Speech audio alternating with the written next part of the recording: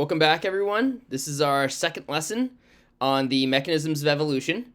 We're going to be jumping into sexual selection this time, which is also known as non-random mating, right? Commonly referred to as non-random mating. And that sounds a little wordy, right? Like, what does that mean?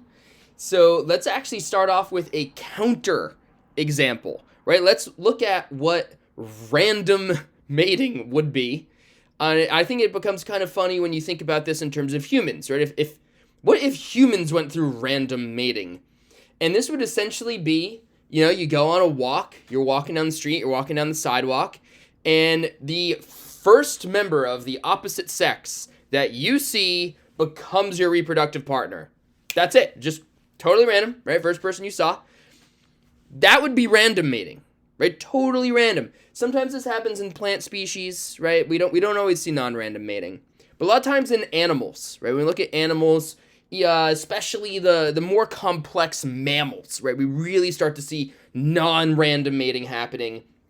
Maybe this also makes even more sense just to call it sexual selection, right? We start to see characteristics and traits and behaviors being chosen, right? Intentionally, deliberately chosen, right? These organisms with a brain have a preference, they have an opinion, and they are choosing mates based on, we'll see behaviors here, and or traits, right? So based on the way that you behave in certain situations, if you're doing some kind of ritualistic courting dance or some kind of courtship ritual or behavior like that, right? A lot of times in birds of paradise species, we see that. Very elaborate ceremonies and dances to attract a mate, to win that mate's choice.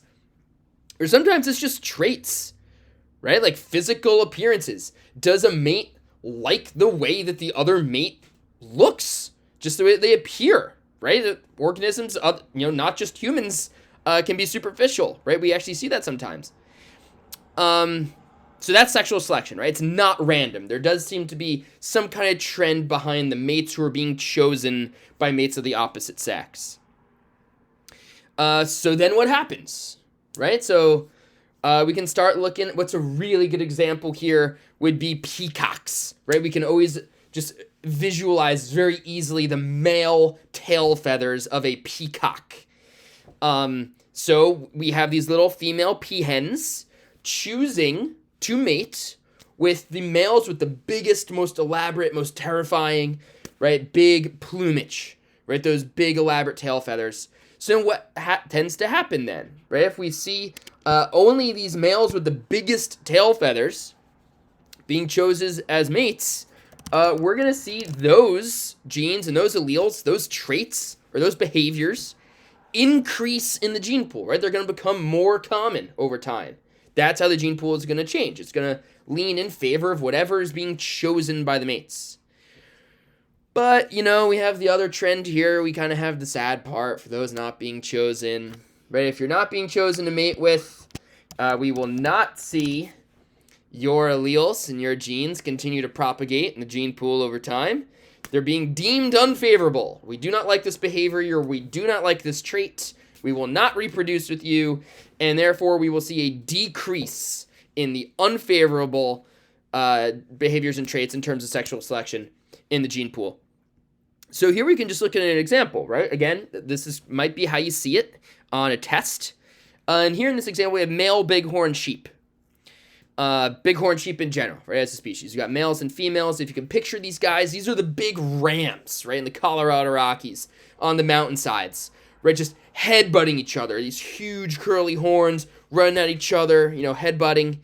And the gist here, right, from our studies of this species, seems like the male who wins, right, whoever has the bigger, thicker, harder horns, who has a thicker skull, right, whoever can withstand the harder impact and keep coming back for more, they're going to win the competition.